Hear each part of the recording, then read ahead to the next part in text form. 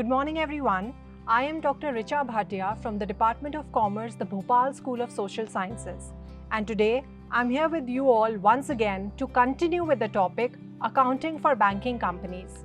In our previous video, we have already discussed and understood one question of the profit and loss account. And today we are going to discuss all the schedules, the preparation of the balance sheet, and also one question for preparing the balance sheet of a banking company. So let's move on. Giving you a quick recap on the profit and loss account of a banking company that we have already studied, there were 4 schedules that we have discussed: 13, 14, 15 and 16. Schedule number 13 stands for interest earned. Schedule number 14 stands for other incomes. Schedule number 15 stands for interest expended, and schedule number 16 stands for operating expenses. These were the schedules that we have already discussed. And now, today, we are going to start on with the balance sheet. Please remember that the balance sheet of a banking company is prepared according to Part A, Schedule 3 of the Banking Regulation Act 1949. And the balance sheet consists of 12 schedules. The first 5 schedules will form the liabilities, and the next schedules will form the assets of a banking company. So let's start discussing every schedule one by one. So now let's first discuss schedule number 1. Schedule number 1 stands for capital, a capital of a banking concern. So when you are preparing the schedule, please remember that the format has to be the particular, the current year and the previous year. Now when you talk about capital, the first thing that you need to write down in the schedule is the authorized capital. That has to be written if given to you in the question. But we have to put a double line because authorized capital will just be an information. It will not form the part of the total. Then you need to write the information that is given in the question regarding the capital. It can be issued capital, it can be subscribed capital, called up capital. Please remember that call in arrears will be subtracted and the forfeited shares need to be added to find out the total capital of that banking concern. Now schedule number 2. Schedule number 2 stands for reserves and surplus. In reserves and surplus, the first thing that you need to mention is the statutory reserve. You remember that when we were creating the profit and loss account, 25% of the net profit of current year was transferred to the statutory reserve. So the first thing is that we need to bring that statutory reserve from the P&L account to the balance sheet. The next can be any kind of capital reserves that are given to you, revenue reserves, share capital, and also you need to write down the balance of the profit and loss account that we had found out in the profit and loss account and find out the schedule number 2 total. Now we come to schedule number 3. Schedule number 3 stands for deposits. Interest on deposits will come in the preparation of the P&L account. But when you talk about balance sheet, in schedule number 3, you need to mention the amount of deposits. Now deposits can be any deposits like the current deposits or the saving deposits or the fixed deposits. The deposits can be in India or the deposits can be outside India. And then we need to find out the total of schedule number 3.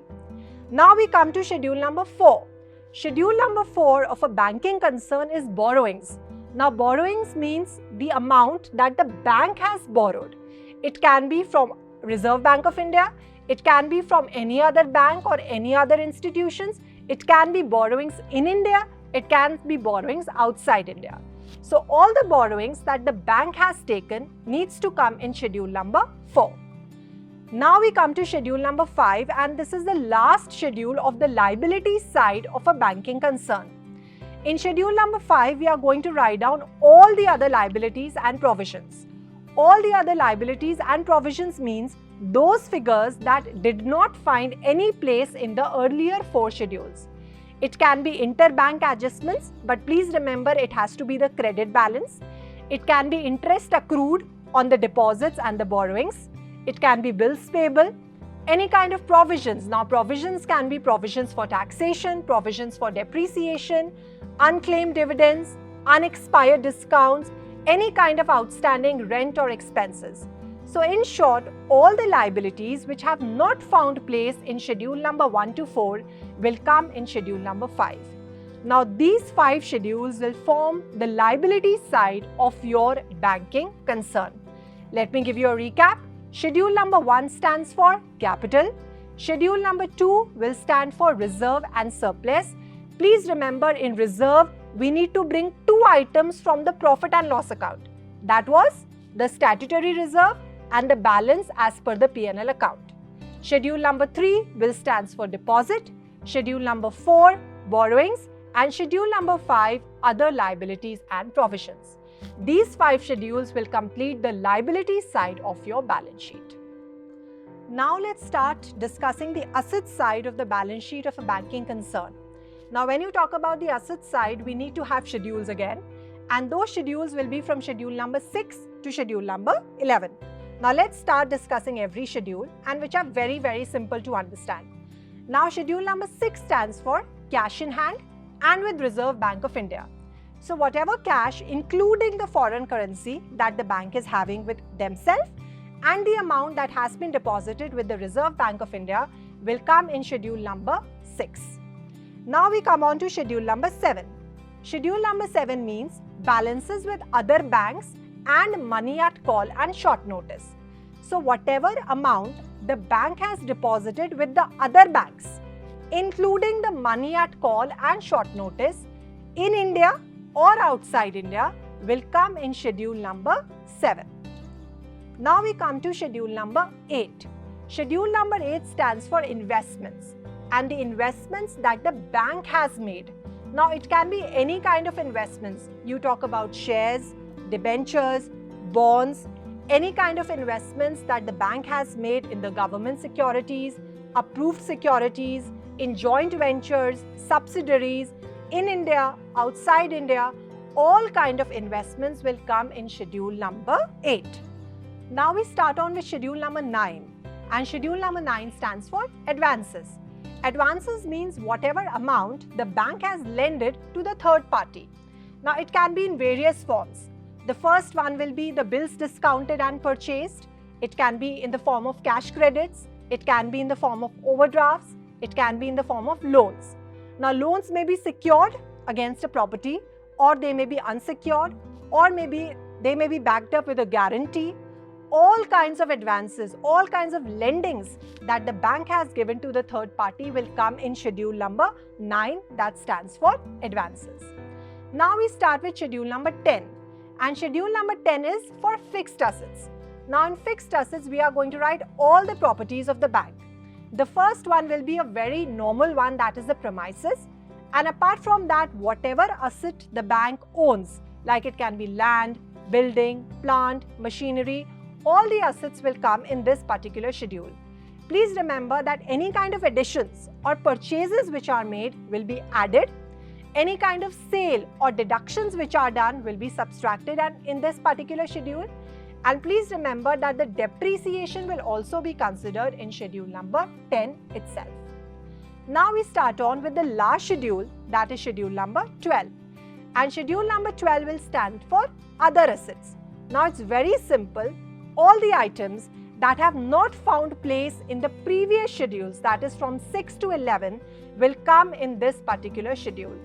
It can be interbank adjustments. Please remember, it has to be the debit balance. It can be any kind of bills receivable. It can be any kind of stamps or stationeries that you want to write. It can be tax paid in advance, tax deducted at source. It can be interest accrued on investments.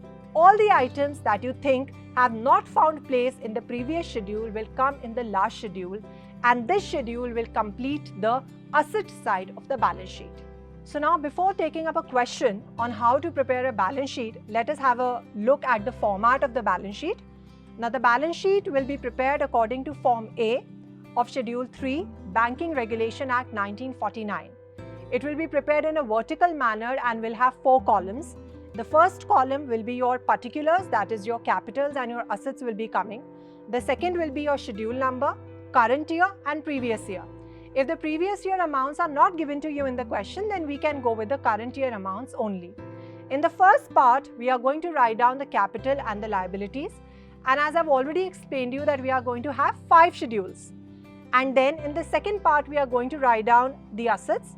that is the remaining schedule, schedule number 6 to schedule number 12. This will have your capital and your assets, that is your liabilities and your assets. And in the last, we are going to write down the contingent liabilities and also the bills for collection. So please remember, it has to be prepared in a vertical format and according to the Banking Regulation Act 1949. So now let's move on to a question and see that how a balance sheet is being prepared. So now let's start with a question. And in this particular question, I am just preparing the balance sheet. That is, the profit and loss account credit balance is already given to me and I am just preparing the balance sheet with 12 schedules. So let us have a look at the question. The trial balance of an Indian bank as on 31st March 2019 is as follows. The authorized capital is also given to you, which is 15,000 shares of rupees 100 each. And the particulars which are given to you from which you have to prepare the balance sheet is the paid up capital, bills discounted, reserve, cash credit, unclaimed dividends, loans payable, current deposits, furniture, fixed deposits, profit and loss account credit balance. Now this is already given to you in the question, so we don't have to prepare the P&L in this particular question. Stamps, cash in hand, cash at bank is also given, and investments in shares is given at cost. Now there's one adjustment in the question. The directors require that the bank investments are to be showed at market value, which is 5,25,000. So when we are preparing schedule number 8, which was investment, we need to remember that we need to show the investments at market price. Statutory reserve 25%. Now we all should know till now that 25% is compulsory. Whether it is given to you in the question or not given to you in the question, you have to prepare statutory reserve of the current year profit, not of the total profit. Prepare the balance sheet as on 31st March 2019 in prescribed forms. Prescribed form means that it has to be according to the Banking Regulation Act 1949. So let's start. Till now we are clear that we need to prepare 12 schedules. So now I'm starting on with the first 5 schedules, and the first 5 schedules are for your capital and liabilities. So schedule number 1 was capital. You remember that we need to write down the authorized capital and the other information given to you in the question. So as you can see, I have written down the authorized capital. It was 15,000 shares of rupees 100 each. This is 15 lakh. This is just an information. You don't have to consider it in totaling. And now I'm going to write down the issued, subscribed and paid up capital, which is already given to you in the question, which is 10,000 shares of rupees 100 each, which comes to 10 lakh. So my total for schedule number 1, as you can see, is 10 lakh. 15 lakh is only an information and 10 lakh is the final total. Now we come to schedule number 2, reserves and surplus. So please remember 2 things we need to bring from the P&L. What were they? Statutory reserve and balance of the profit and loss account. So these 2 things we need to bring, and the other items are already mentioned in the particulars. So the first thing I am writing over here is the statutory reserve. 25% I have created of the current year's profit. Now total profit given to you is 1,10,000, but they are telling you that the current year profit is 1 lakh. So as you can see, I have prepared 25% of 1 lakh, which is coming to how much? 25,000.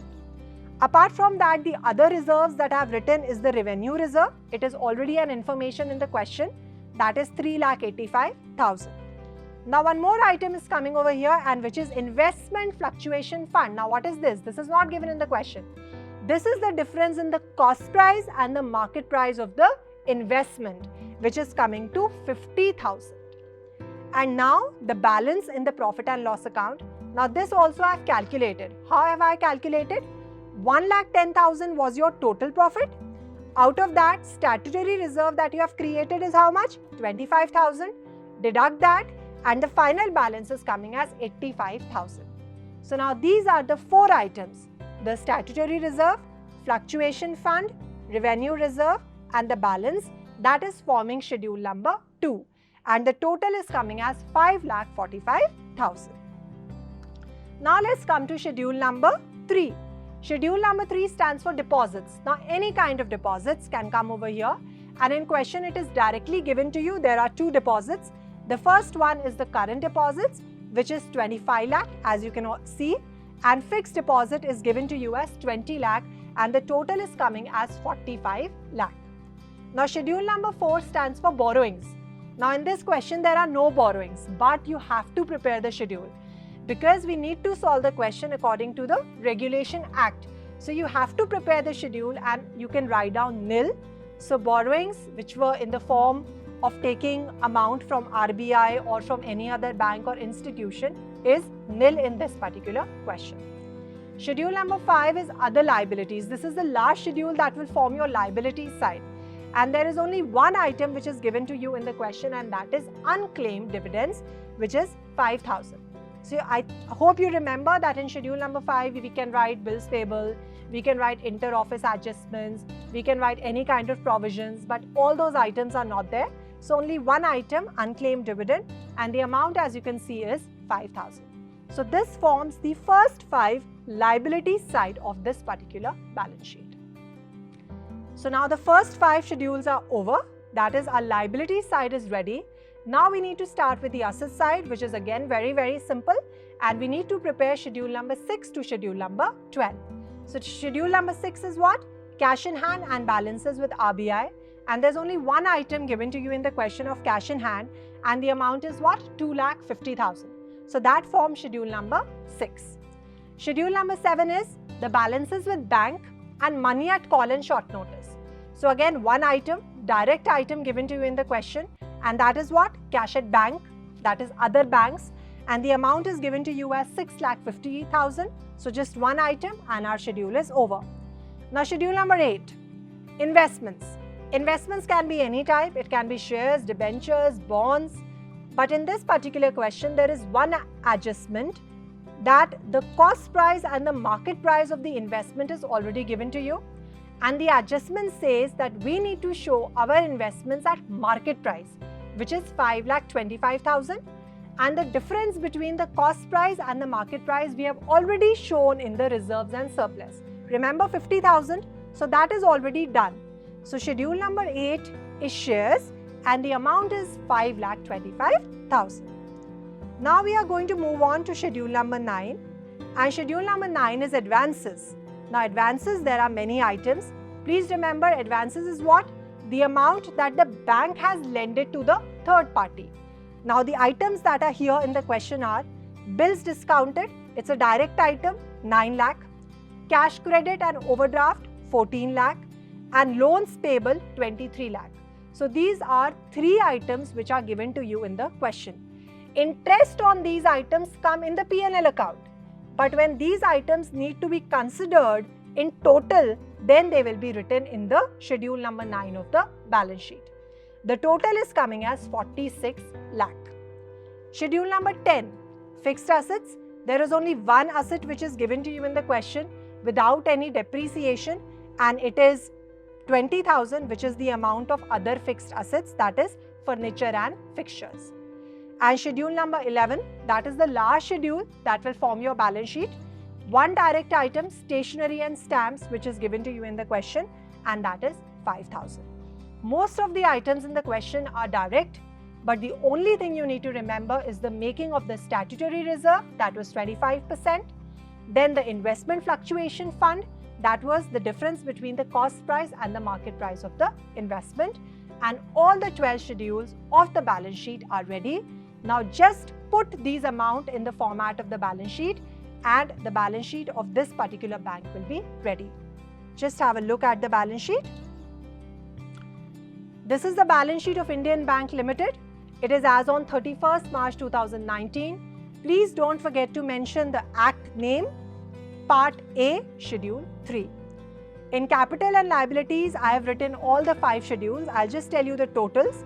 Capital 10 lakh, reserve 5,40,000, deposits 45 lakh, borrowings is nil, but still you need to mention the nil amount, and amount of liabilities and other provisions is 5,000. So my total of the liability side is coming as 60,50,000. So as we all know, this side should match with the asset. In the assets, we have the remaining schedules, that is cash in hand, 2,50,000, balances with money and money at call and short notice, 6,50,000, investments 5,20,000, advances 46 lakh, fixed assets 20,000 and other assets 5,000. So the total is again coming as 60,50,000. So your assets and your liability side is matching and tallying. Contingent liability is mentioned but it is a nil, and bills for collection is also a nil. So when you are trying to prepare a balance sheet of a banking concern, it is basically format based. We have prepared the question and the schedules in a very simple manner, but you need to remember that all schedules are compulsory and putting the items in the right schedule is very important. So I hope that all the 16 schedules of this banking company are clear to you, and preparation of the profit and loss account and balance sheet is also clear. We are going to meet again with one more question in which we will prepare the profit and loss account and balance sheet in one question itself. Till then, please keep practicing the questions of P&L account and balance sheet, and let us meet again. Thank you.